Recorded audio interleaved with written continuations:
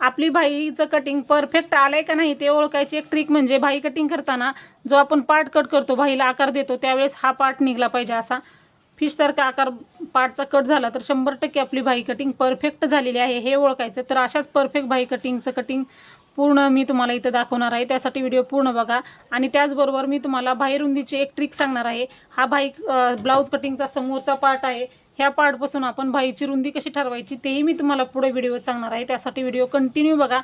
तर चला आपण आज 38 साईजच्या कटोरी ब्लाऊजसाठी भाईचं कटिंग करणार आहोत. आपण 38 साईजच्या ब्लाऊजचं कटिंगचा व्हिडिओ चॅनलवरती अपलोड केला आहे. त्या व्हिडिओची लिंक तुम्हाला ह्या व्हिडिओच्या डिस्क्रिप्शन बॉक्समध्ये मिळेल, तिथं जाऊन तो व्हिडिओ तुम्ही बघू शकता. तर आता आपल्याला भाईचं कटिंग करायचं आहे 38 साईजच्या भाईचं कटिंग करताना काय करायचं आहे, डबल फोल्ड पेपर घ्यायचा आहे. डबल फोल्ड पेपर घ्यायचा आहे कारण डबल फोल्ड पेपरच घ्यायचा असतो आणि उंची नेहमी फोल्ड बाजूवरती टाकायची आहे. तर बघू शकता आता आपल्याला 38 साईजच्या भाईचं कटिंग करायचं. भाईची उंची आहे 4.5 इंच भाईची उंची आहे. तर 4.5 इंच भाईची उंची अस्तरचा ब्लाऊज आहे आणि त्यामध्ये अर्धा इंच मार्जिन मिक्स करायचं. सुरुवातीला आपल्याला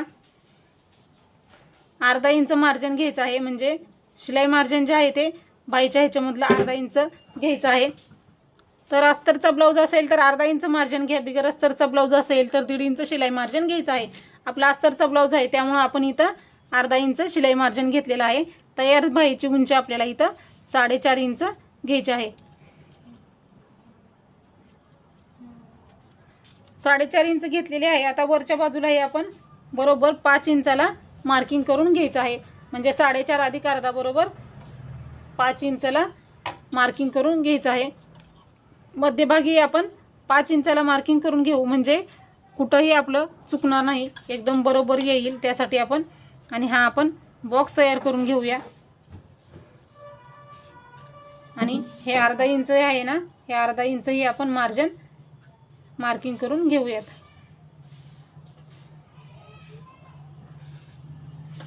झालेलं आहे. आता आपली ही भाईची उंची आणि हे अर्धा इंच शिलाई मार्जिन झालेलं आहे. त्यानंतर आता आपल्याला भाईची रुंदी घ्यायची आहे. तर भाईची रुंदी आपल्या ह्या पार्टपासून बघायची आहे. हा पार्ट घ्यायचा आहे आपल्याला. हा पार्ट जितका असेल, कुठल्याही साईजचा ब्लाऊज असू द्या, हा पार्ट बघून आपल्याला भाईची रुंदी ठरवायची आहे. हा एक सिक्रेट फॉर्म्युला आहे भाई रुंदीचा. तर बघा हे मोजून घ्यायचं आहे. तर बघा ब्लाऊज कुठल्याही साईजचा असू द्या, तुम्ही ह्याचप्रमाणे प्रत्येक साईजचा आपल्याला भाईची रुंदी काढायची आहे. आता बघा हे किती आलेलं आहे, असं क्रॉस मोजून घ्यायचं.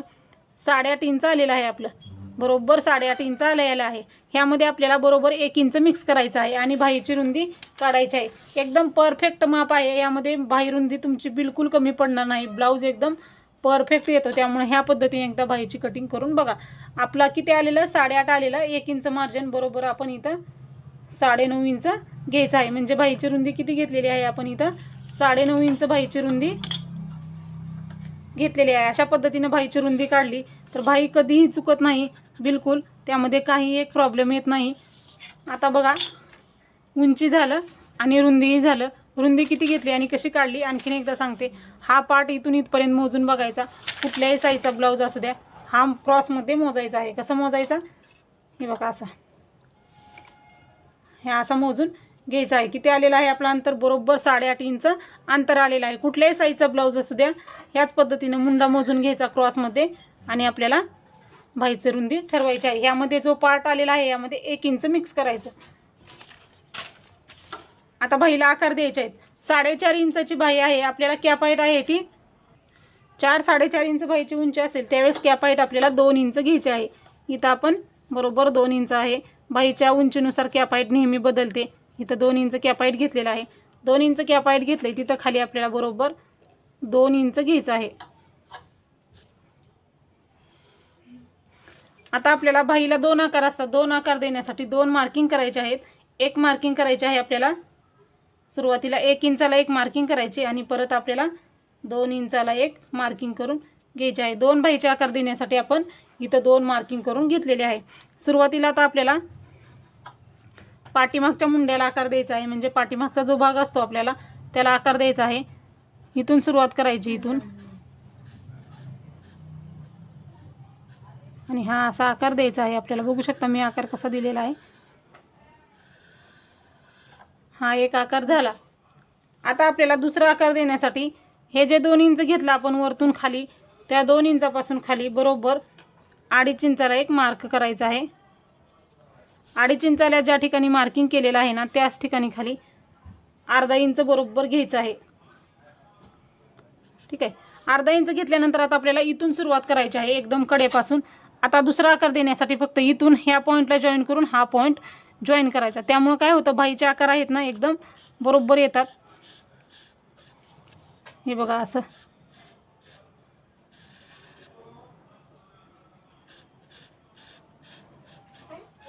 अशा पद्धतीने कोणत्याही साईजची बाही कटिंग असू द्या अशाच पद्धतीने बाहीला आकार द्यायचे, म्हणजे बाहीचे आकार व्यवस्थित आले तुम्हाला सांगितल्याप्रमाणे असा जर आकार तयार झाला तर बाही आपली परफेक्ट येते। आता आपल्याला 38 साईजचा ब्लाऊज आहे, दंडघेर आहे तो 5.75 इंच घ्यायचा आहे।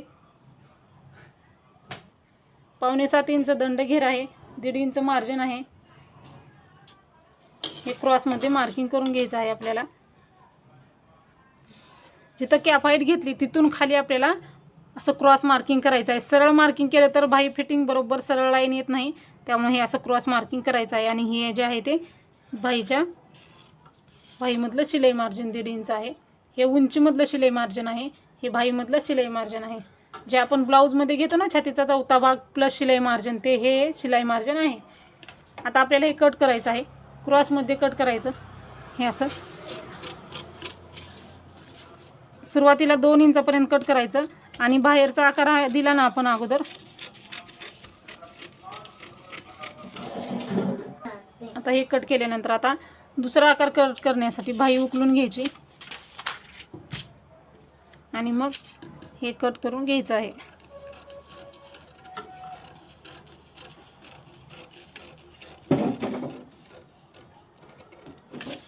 बघू शकता कसला भारी आकार तयार झालेला आहे।